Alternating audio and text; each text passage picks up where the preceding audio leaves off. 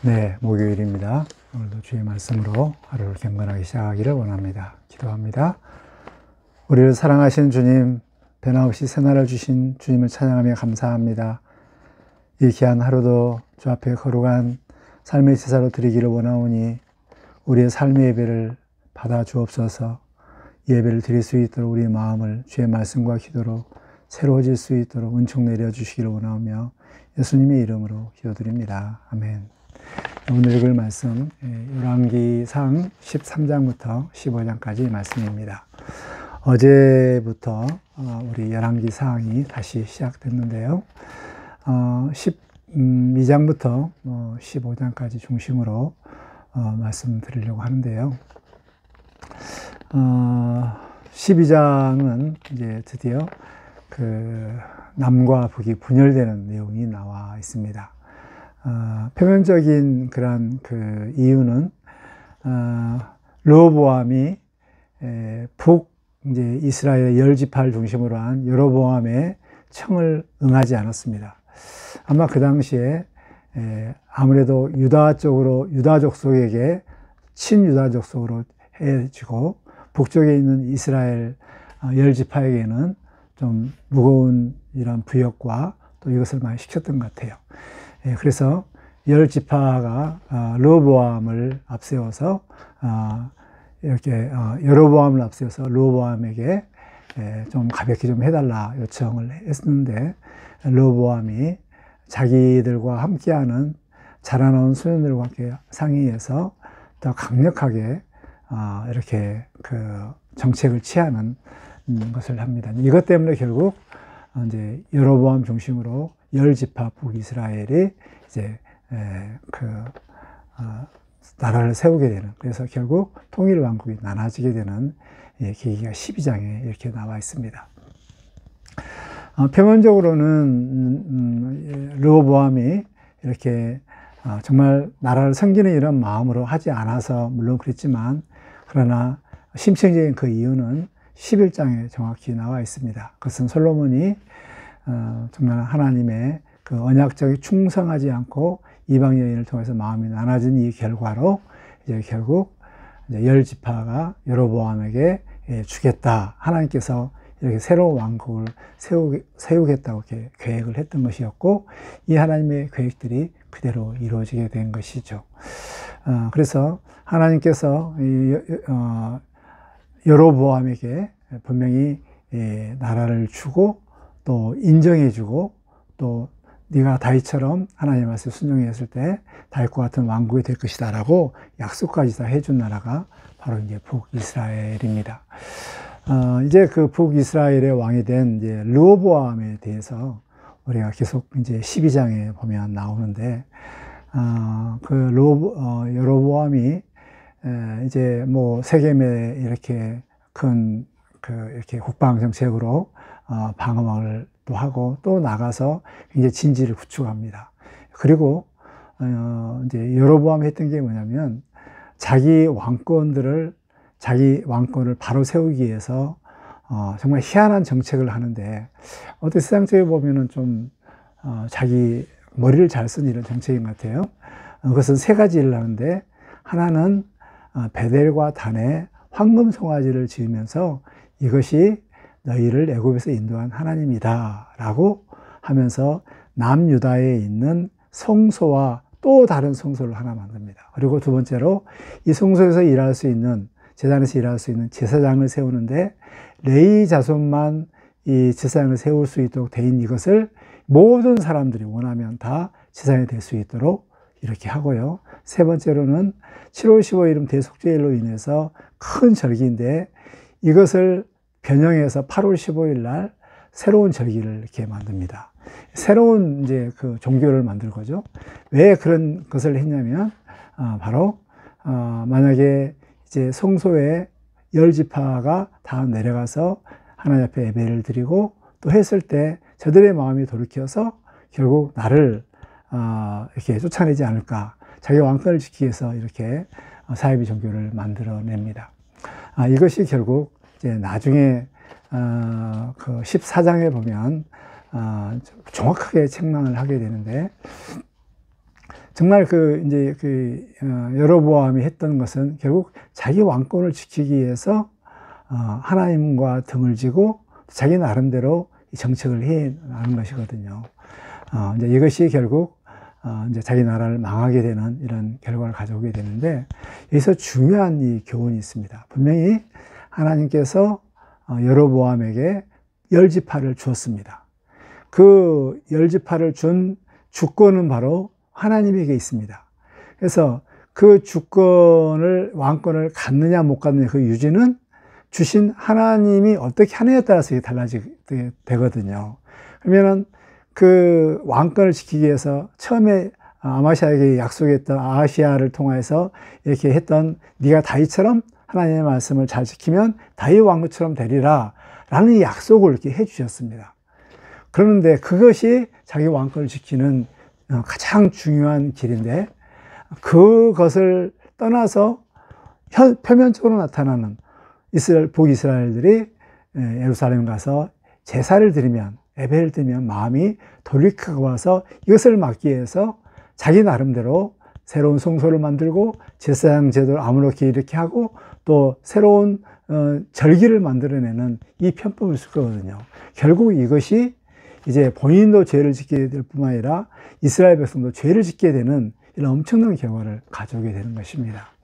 참 여기에서 하나님께서 주신 이 왕권을 지키느냐 못 지키느냐, 이것은 결국 주신 이의 하나님의 그 하나님 앞에 어떻게 사느냐에 따라서 이것이 지켜지냐 못 지키느냐, 이게 결정된다는 이런 귀한 교훈입니다. 이것은 우리에게 하나님께서 우리에게 주신 여러 가지 분복을 주셨습니다. 또 자례를 주시고 직분을 주시고 또 여러 가지 많은 일들을 주셨습니다. 참 너무나도 귀한 것이죠. 너무 선물입니다. 근데 그 선물들을 지키기 위해서 주신 이의 그 뜻에 따라서 그걸 지키도록 해야 되는데, 이것을 지키기 위해서 편법을 쓰고 자기 생각을 하는 순간 이것 때문에 결국 모든 것을 잃어버리는 그런 어리석은 일들을 많이 하게 되는 것이, 이것이 우리에게 주신 이 교훈이거든요.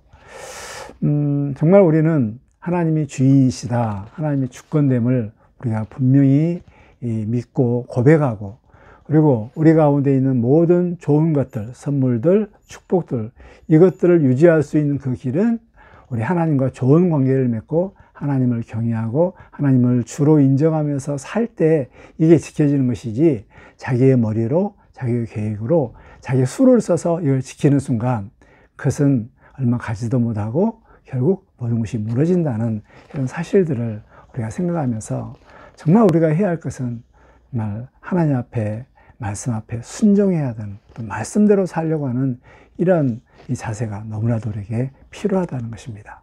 두 번째, 우리 가운데 그러면 우리가 어떻게 말씀을 지킬 것인가, 아주 중요한 그 샘플 하나가 있는데, 그것은 13장에 나와 있는 그 하나님의 선지자, 하나님의 사람의 종에 대한 이 교훈입니다.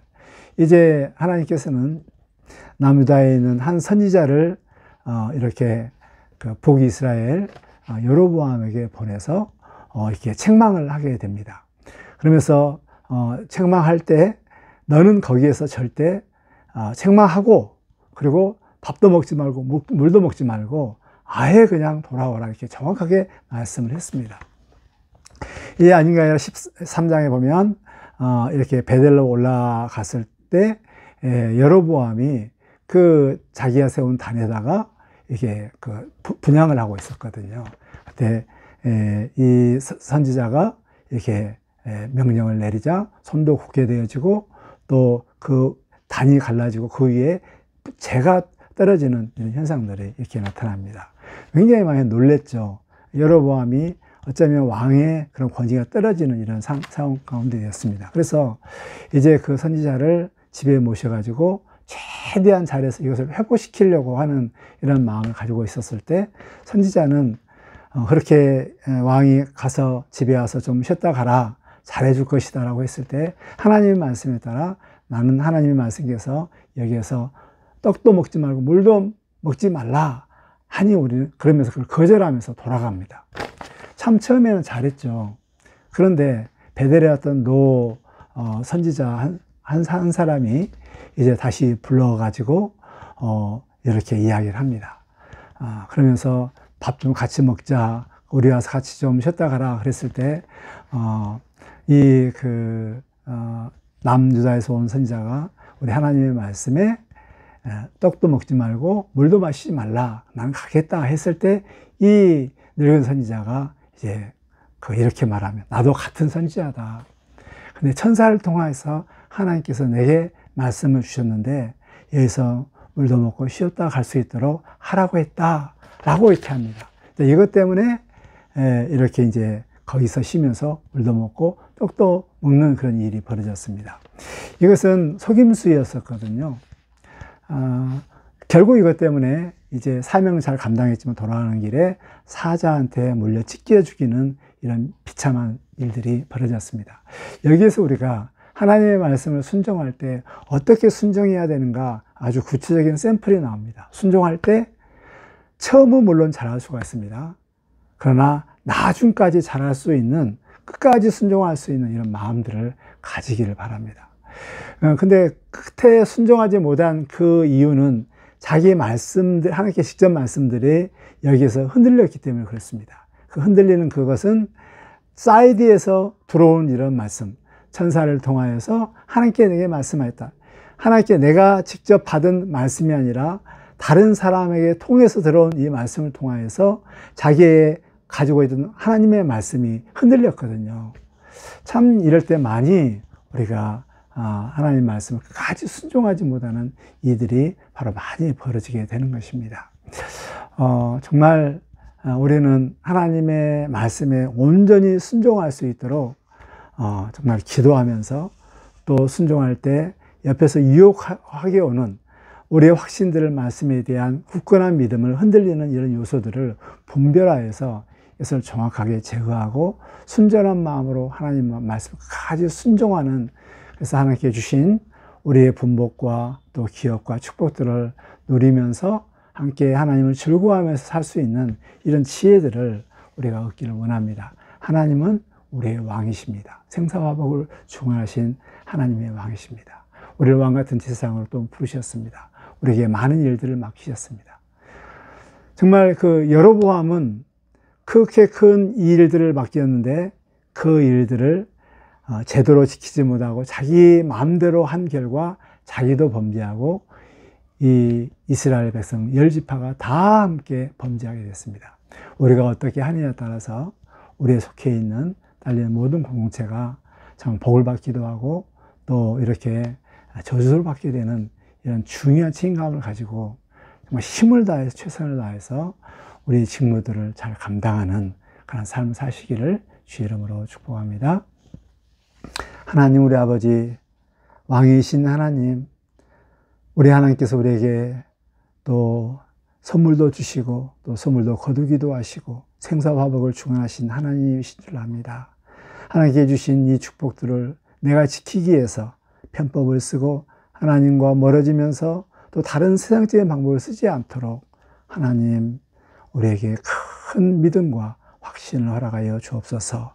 주의 말씀에 따라 끝까지 지키되 하나님 확신을 가지고 끝까지 흔들리지 아니하고 끝까지 말씀을 지켜서 하나님의 신실한 사람이요 하나님의 왕같은 제사장의 역할들을 감당할 수 있도록 우리 하나님 도와주시옵소서.